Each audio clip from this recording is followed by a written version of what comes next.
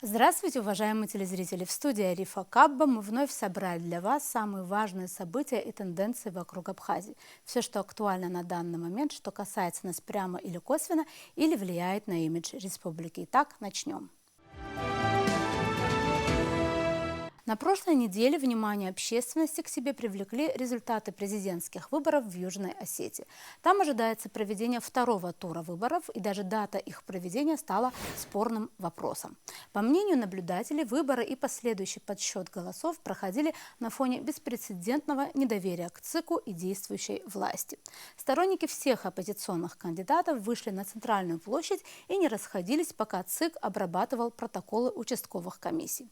Таким образом, граждане продемонстрировали, что не смирятся с очевидно невероятными результатами голосования, пишет издание «Эхо Кавказа». Согласно результатам голосования на выборах должен состояться второй тур, в который, обойдя других кандидатов, вышли действующий глава республики Анатолий Бибилов и лидер партии НХАС Алан Гаглоев. Довольно неожиданным моментом во всем этом стали ожесточенные споры в Юго-Осетинском ЦИК о новой дате выборов. Согласно Конституции Южной Осетии, второй тур выборов должен состояться не позднее 15 дней со дня первого тура.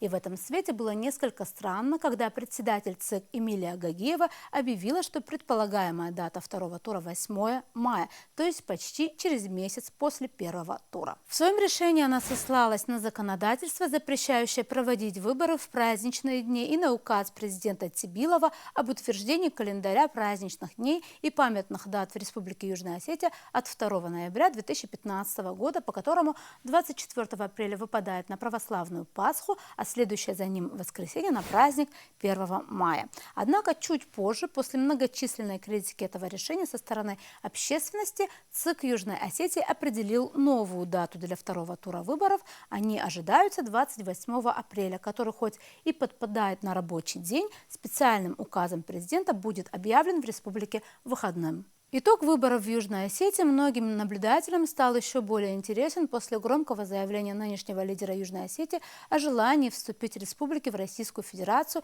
и о возможности скорейшего проведения в республике референдума на эту тему. Стоит отметить, что тема до сих пор актуальна в различных средствах массовой информации, в интернет-пространстве. Нам особенно интересны те высказывания, которые привязывают к этому высказыванию Бибилова и Абхазию. Предлагаем вашему вниманию некоторый дайджест темы. Несмотря на то, что после заявления Бибилова руководством Абхазии было сделано вполне внятное заявление о том, что при уважении воли южных осетин у Абхазии иной путь, закрепленный нашей Конституцией, тема продолжает раскручиваться в российских политических, экспертных и околополитических кругах. Рассуждая на тему, постоянный колумнист издания «Эхо Кавказа» Виталий Шария пишет, что в самой Южной Осетии, где уже проводились референдумы на эту тему, после чего реакции Москвы не следовало, отношение к вхождению, судя по публикациям в СМИ, неоднозначное. А еще многие наблюдатели не сомневаются, что инициатива не случайно возникла в канун предстоявших там президентских выборов, и ее надо рассматривать в контексте тамошней предвыборной борьбы. Стоит отметить, что на высказывания отдельных политических и общественных деятелей в духе «а почему и в Абхазии не провести референдум о присоединении» отреагировали эксперты не только внутри Абхазии, но и за ее пределами. Можно писать о проблемах Абхазии, но при чем тут референдум о вхождении в состав России? В общем-то, Россия, признав Абхазию в 2008 году, сама предложила такой формат межгосударственных отношений. Абхазия никогда не проявляла желания войти в состав Российской Федерации, никаких обязательств по этому вопросу не давала, сказал в частности координатор партнерства «Абхазские проекты» Кирилл Базилевский. Конечно, с непониманием к подобным попыткам связать стремление южных осетин к интеграции с Россией с интересами абхазов возмущает многих и внутри Абхазии. Вот как высказался об этом общественный деятель Сократ Джинджоля. В России много политиков, которые рассуждают таким образом, что Абхазия тоже стремится в состав России. Но это на самом деле не так. Говорят, что Абхазию нужно принять, но прежде всего надо Абхазию выслушать. Стремится ли она вступить в состав России, а потом уже делать какие-то заявления, считает Джинджоля. Это мнение отдельных людей, а что касается руководства России, Путин, Лавров не раз заявляли, и многие другие, что они говорят, что Россия признала независимость Абхазии и не собирается отзывать это признание. Там много таких деятели в кавычках, которые слова «Республика Абхазия» не могут произнести. То какие-то земли, то какой-то уголок. Про этот уголок нам слушать противно, потому что в свое время в Грузии нас называли прекрасным уголком Грузии. И слово «уголок» по отношению к нам вызывает совершенно определенное отношение в Абхазии, заключил общественный деятель. По мнению юриста Саида Гизердава, несмотря на то, что после высказывания Бибилова власти нашей республики сделали заявление, соответствующее Конституции, все же само заявление лидера Южной Осетии стало информационным поводом, который позволил продвинуться этой дискуссии дальше.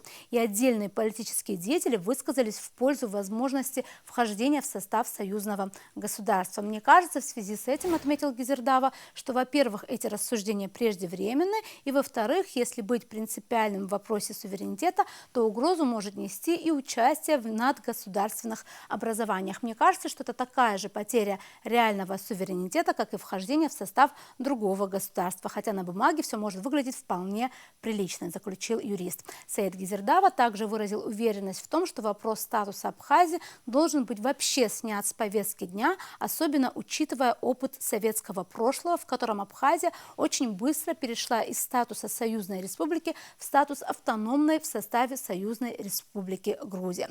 В условиях асимметричных отношений в союзном государстве, мне кажется, не будет препятствий для пересмотра в последующем статуса Абхазии. И мы вполне имеем перед собой такой наглядный пример, когда в течение 10 лет статус Советской Социалистической Республики Абхазия был последовательно понижен до автономной республики. Этот опыт, конечно, во многом должен нас отрезвлять, несмотря на все эти упорно раскручиваемые тезисы о нашей экономической зависимости, геополитических угрозах. Мы же в конце концов не изменяем своих позиций. У нас есть соглашение с Российской Федерацией, и эти отношения значительно более тесны, чем просто отношения дружественных государств. Но во внутренней политической повестке за нами нельзя не признавать наличие собственного выбора. Вопрос изменения статуса Абхазии, на мой взгляд, вообще раз и навсегда должен быть снят с повестки. У нас даже референдума по этому вопросу не должно быть. Это прямо запрещает Конституция. Она не допускает ликвидацию независимости или нарушения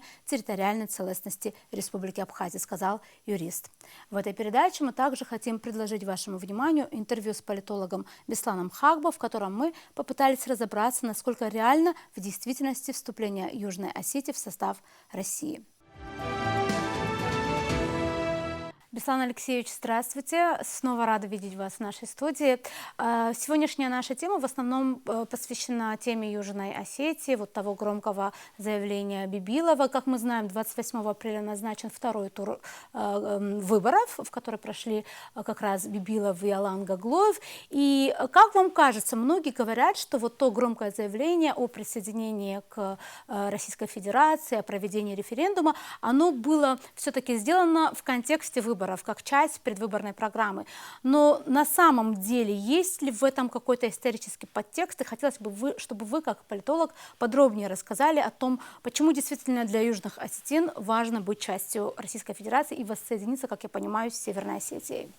Вы знаете, вот такое заявление Бибилова вот накануне выборов, это понятно, может быть, это один из ходов предвыборных, но надо иметь в виду, что вообще-то народ Южной Осетии всегда стремился к воссоединению с Северной Осетией, то есть с Российской Федерацией, потому что, я вам напомню, еще в 1992 году эта республика Южная Осетия провела референдум, где, во-первых, провозгласила независимость, и вторым вопросом там стоял вопрос о воссоединении с Российской Федерацией. Одна из первых, может даже первая.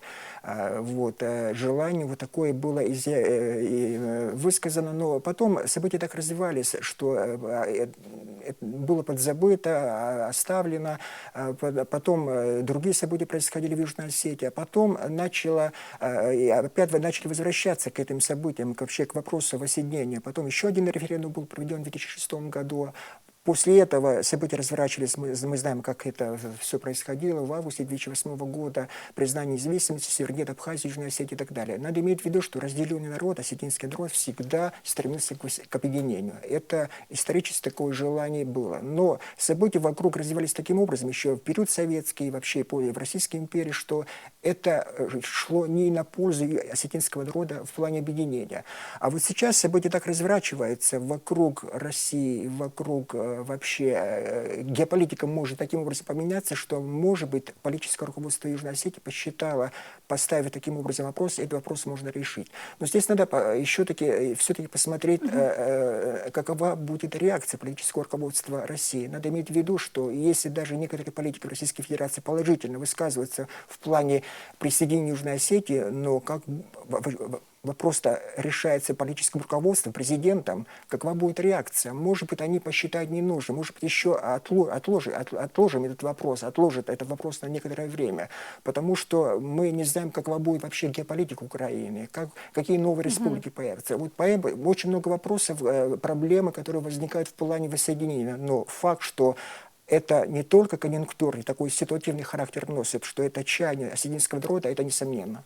То есть хотите сказать, что в принципе сейчас такая ситуация, и вот все, что происходит между Россией и Украиной, это тоже такой момент, где заставляющий задуматься о том, можно ли сейчас действительно взять Южную Осетию и сделать ее частью Российской Федерации. Некоторые так и предполагают, что так и может произойти, потому что появились две республики донбасские, может появиться и третья, четвертая, пятая.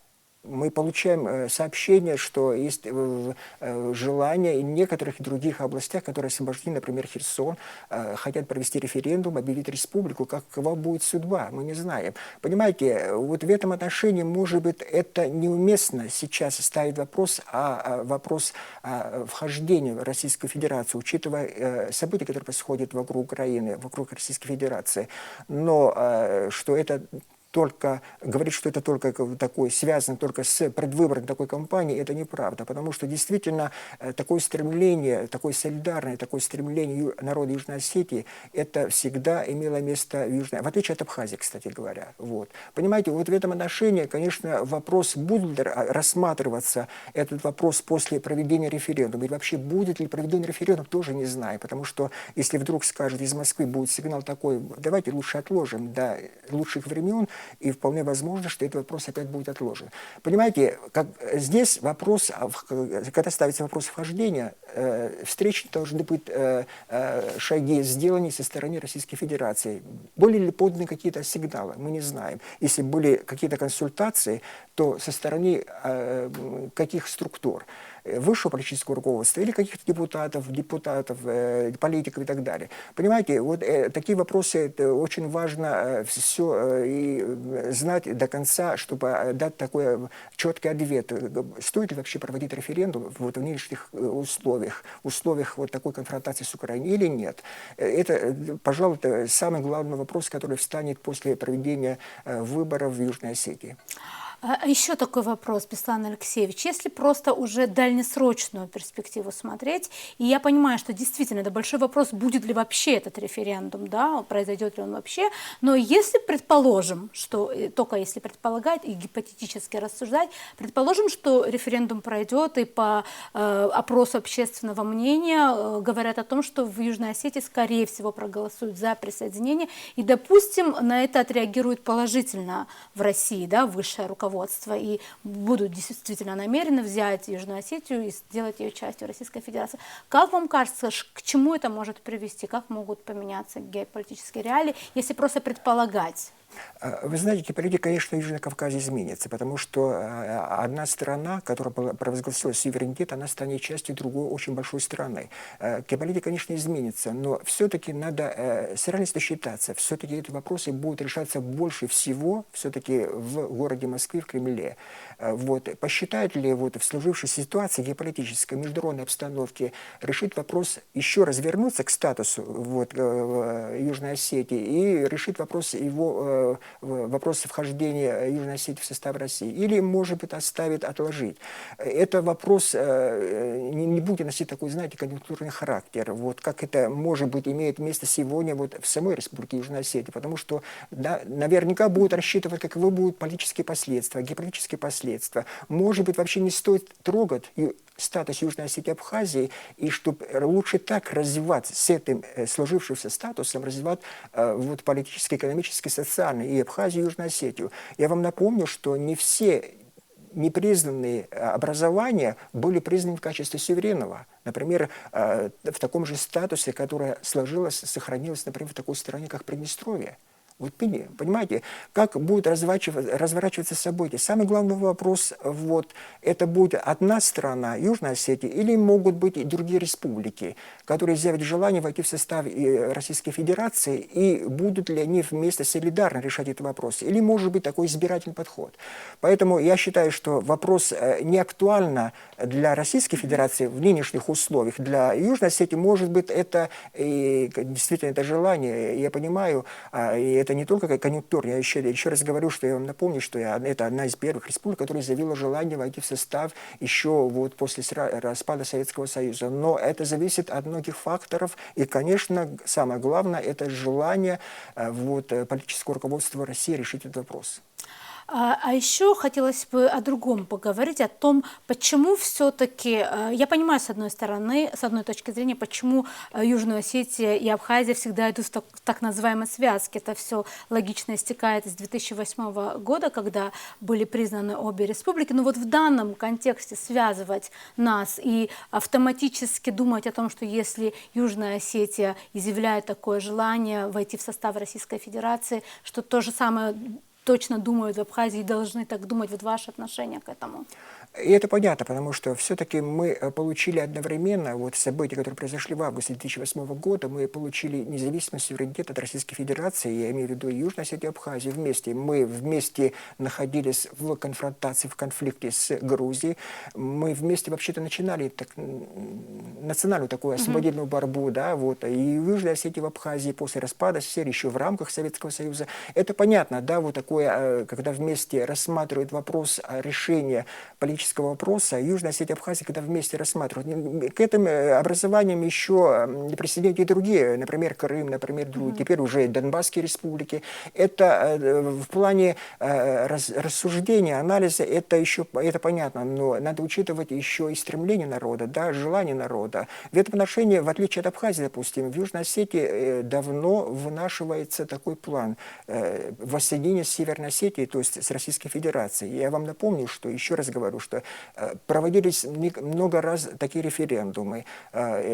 Все кандидаты в президенты всегда выступают с такими лозунгами, что мы решим этот вопрос. Я вам напомню, что вот нынешний президент Антон Бибилов, он лидер движения «Единая Осетия», он приходил вообще-то к власти вот, в 2017 году с такой идеей, что вот в период правления этот вопрос будет решен. Но потом пришлось отложить. Может быть, какие-то сигналы были получены, что не стоит затевать этот вопрос вот в нынешних условиях. А вот как дальше будет развиваться, мы не знаем. И все зависит, как разрешится конфликт на Украине. Это решится вопрос вот, в ближайшие годы, и какова вообще будет статус, геополитика. Мы даже этого не знаем, Украины. На какие границы. Могут появиться и другие республики. Какова будет судьба этих стран. Вот видите, много вопросов, которые возникают, связанные с вхождением или не вхождением в состав Российской Федерации. Поэтому надо учитывать все эти факторы. Конечно, могут послушать, одобрить желание после возможного проведенного референдума Южной Осетии, а потом взять и отложить на некоторое время. Это может быть и 5 лет, и 10 лет, и 15 лет. Да, то есть все-таки это непредсказуемо, и говорить о том, что... Я не верю, что вот в ближайшие годы вообще вопрос присоединения Южной Осетии в состав России решится, потому что это вопрос 5, 10, 15. Понимаете, вот вопрос, который решает сегодня Российская Федерация, это очень сложный геополитический вызов. Вот в этот проект, геополитический проект, могут войти, как-то входить, да, в планы, скажем так, и Абхазия, и Южная Осетия, но в каком качестве мы не знаем. Но этот вопрос и будет отложен. Если даже вопрос будет рассматриваться, будет обсуждаться, но это будет отложен в ближайшие годы, вряд ли в вопросе Южной Осетии статус будет меняться. Я, во всяком случае, в это не верю. Понятно. Беслан Алексеевич, спасибо вам, что пришли в нашу студию ответить на наши вопросы. На этом у меня сегодня все. Мы будем продолжать держать руку на пульсе событий и отслеживать самые важные события вокруг Абхазии. До новых встреч в эфире.